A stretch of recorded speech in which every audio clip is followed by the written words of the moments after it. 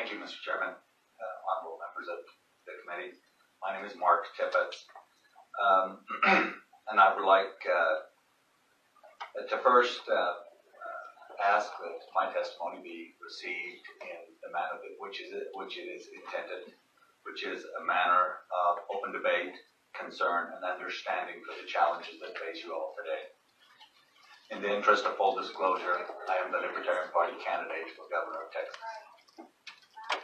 First, I would like to address the red flag or mentally health protection order, or as I've heard it here sometimes mentioned, that it's not mental health, but risky behavior. And just thinking out loud, are we truly contemplating allowing law enforcement, a family member, a school employee, or a district attorney to be mental health analysts to the point that any one of them can file a petition against an individual? And when you talk about school employees, are we talking about the employees from the janitorial staff all the way to the school principals? I question this because while the dangers are real, and I do realize that the dangers are real, we must be careful not to be paranoid of each other to the extent that we live our life in constant fear and looking over our backs. In my opinion, this is not the way to address mental health issues. Such a law will create more social, criminal, and civil problems than it will solve.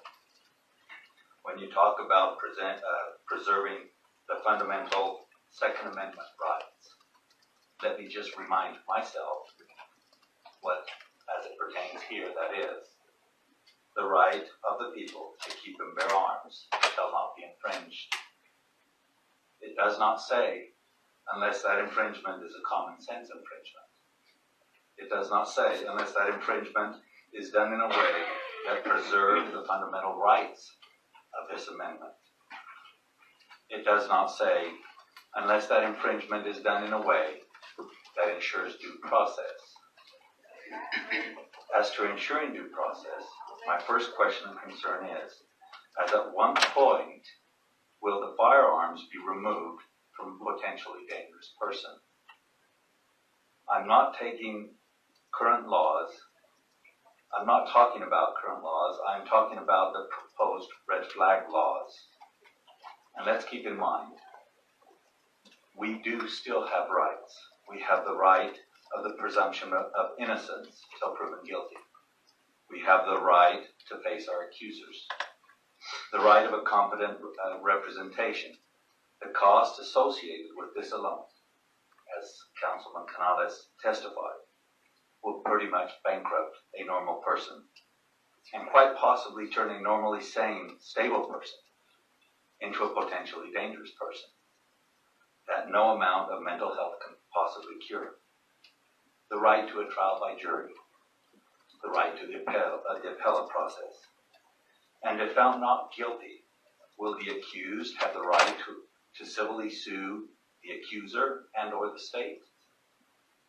Can the accuser be criminally prosecuted for false accusations? As to the gun storage laws, don't get me wrong, I'm all for gun safety. I was taught gun safety as a child. I teach my children gun safety. I own many weapons. And I am all for programs that promote proper storage and safe use of firearms, but not laws that force it. Laws and the legislature cannot give us freedoms or liberties. They can only take them. Where would this stop? At the point that the government can enter your home at any time to inspect your gun storage? I know a lot of people think that this is a ludicrous notion, but is it really?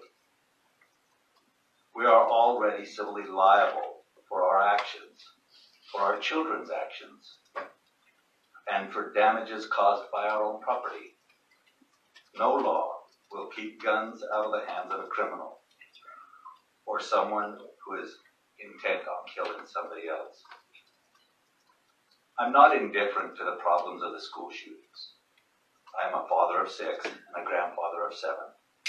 But the problems is not the weapons. The problems, unfortunately, is man's desire to kill man. Perhaps it is time that we reanalyze our school systems. A system where we spend countless millions of dollars on sports complex and neglect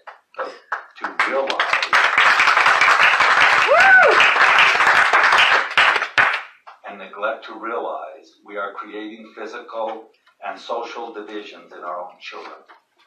The school system no longer teaches our children interaction social skills. We must accept responsibility for the problems we have created and not do what we always do, blame guns.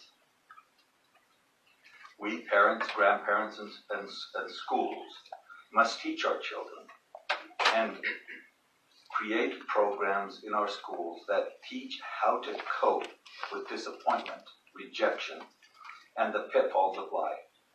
Programs that not only teach our children social skills, compassion, sympathy, empathy, tolerance, and acceptance, but we must have programs that teach our children to recognize in themselves and in others when somebody is down. We must teach our children to be cognizant of the people and students around them, to offer a helping hand, a shoulder to lean on, and by the same token, seek a helping hand and a shoulder to lean on.